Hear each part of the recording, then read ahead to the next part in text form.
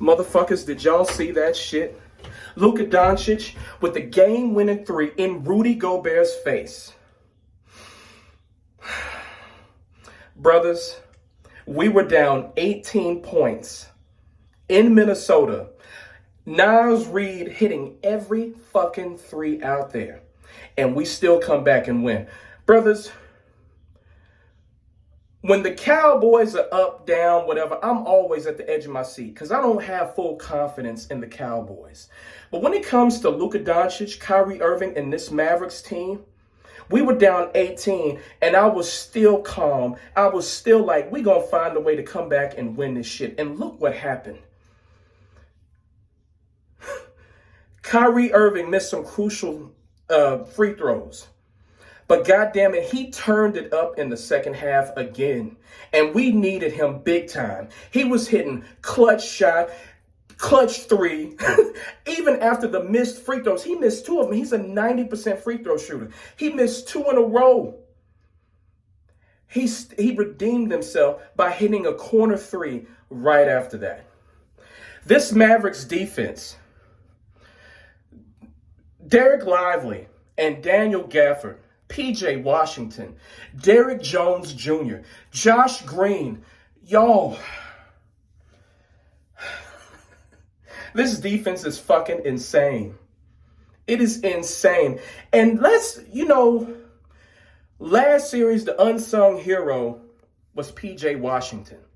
And this series, I dare to say that Hardy, yes, him, is the unsung hero in this series. His minutes are limited. But goddamn it, when he's out there, he is having an impact. He hit a couple of threes in this game. Last game, he had some crucial rebounds. Great. He had like 4 assists in the last game. In this game, Hardy, I'm telling you, the reason why he's so impactful is because he gives Kyrie and Luka a rest. He's like, y'all get on the bench. Let me help y'all out for a couple of minutes. Catch your breath, and then you come back in. And he's not out there wasting minutes. He's making the most of this opportunity. He's being smart with the ball. He knows where to go with the ball. And he's not afraid to take shots like Dante Exum. I've lost all confidence in Dante Exum. I've lost confidence in Tim Hardaway Jr. But damn, Josh Green with great defense and Hardy, bringing some like spice off the bench on the offensive side.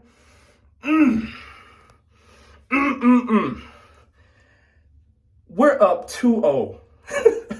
We were down 18 points in this game. And I'm telling you, brothers, I felt a comeback in the making. When you have great defense like this, when you have Anthony Edwards still struggling out there, he got to the free throw line. He did.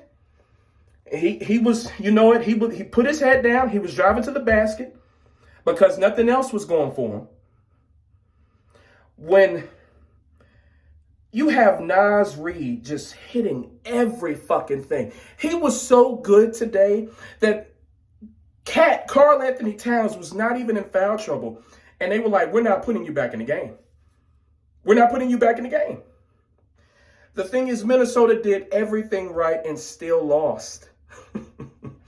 There's no way they're trying to blitz Luka and Kyrie.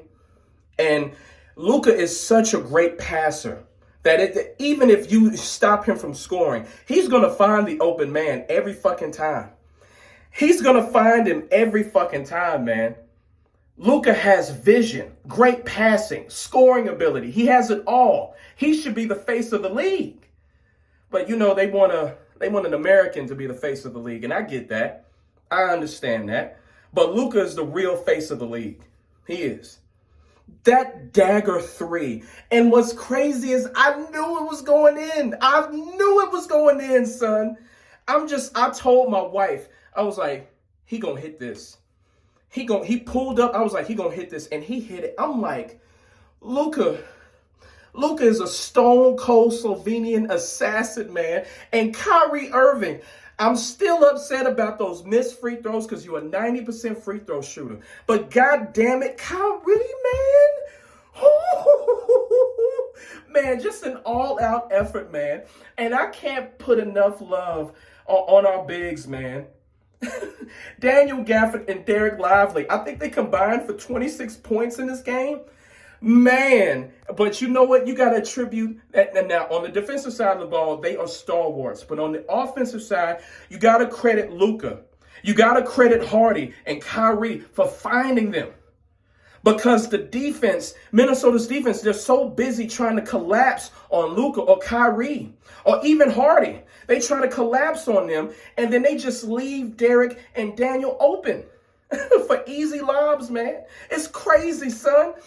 Y'all,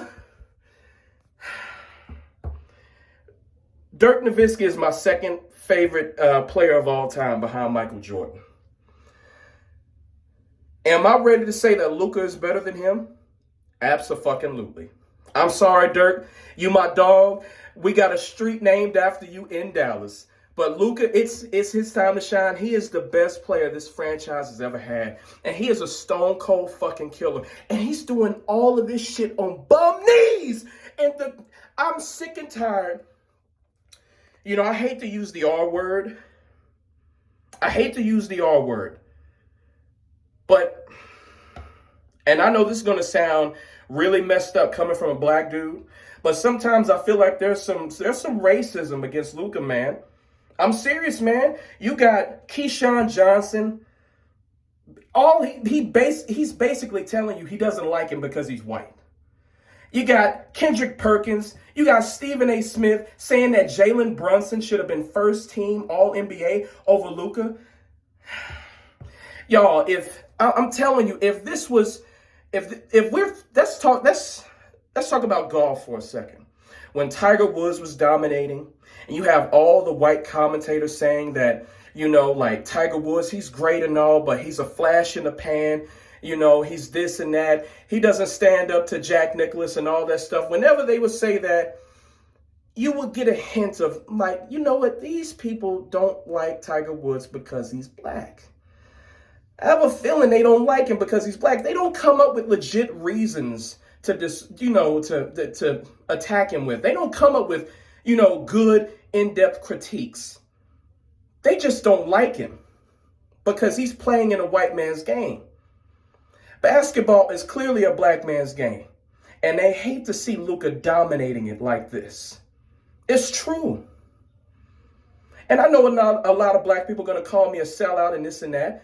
Luka is clearly levels above Anthony Edwards, but they're pushing Anthony Edwards as the face of the NBA. Luca Doncic is a champion. He won a championship in Europe in the second best league in the world. 5-time All-NBA first team in his first 6 years.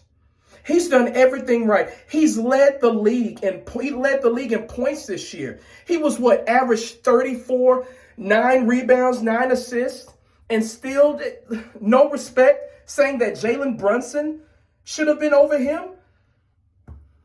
Come on, man. Come on. Yeah, and you can't say he doesn't play defense now, because that's the last line of defense when they like to say, oh, well, he doesn't play defense. Motherfucker, he's been playing outstanding defense throughout the playoffs. Tell me you haven't been watching the games without telling me. Or just say you fucking hate Luka because he's white. Just say it. Like, goddamn, that's call a spade a spade. A lot of these motherfuckers, they don't like him because he's white. It is what it is. And he's killing you motherfuckers right now. Everybody picking Minnesota. Everybody in their goddamn mama except Paul Pierce, Jay Williams off of ESPN, and Skip Bayless. Even though Skip Bayless, I don't like his reasoning why he picks the Mavericks. But other than them and Paul Pierce, other than them, everybody picking Minnesota. Everybody. Stephen A. Smith, Kendrick Perkins, Keyshawn Johnson. Pathetic, man. Fucking pathetic. We're up 2-0. We beat them in their fucking house, and now they have to come here on Sunday. We need to sweep this team. We need to destroy all forms of hope. We need to kill them. Because I'm sick and fucking tired of this shit.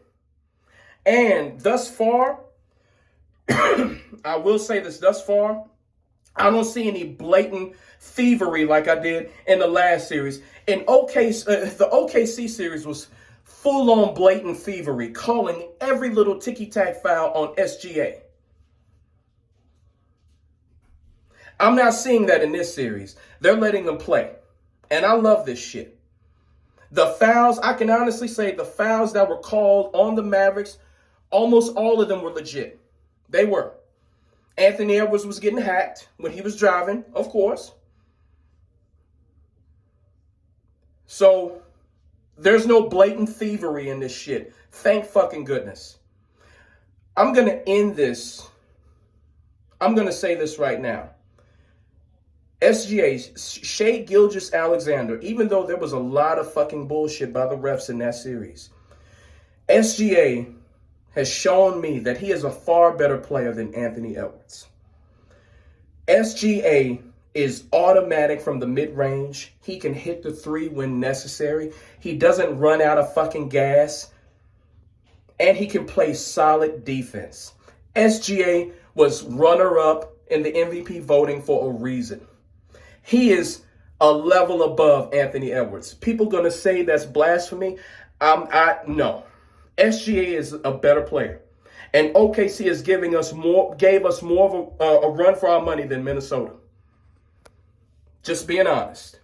Lu Dort, you can't stop Luka. But Lu Dort did his damnedest to stop him. He was more effective at guarding Luka than anybody. But Jaden McDaniels, Anthony Edwards, Rudy Gobert, Mike Conley, none of them can stand up to Luca Doncic. Lu Dort gave OKC a fighting chance because he's fucking huge. He's only 6'3", but he's built like a goddamn linebacker. That's why he was tackling like a linebacker. Motherfucker should have been a defensive end in the NFL. But Lu Dort was way more effective at guarding Luka. In my honest opinion, I think OKC was the true number one seed. They just ran into a buzzsaw in Dallas. And now Minnesota is experiencing that same buzzsaw. I'll catch y'all for game 3. Peace.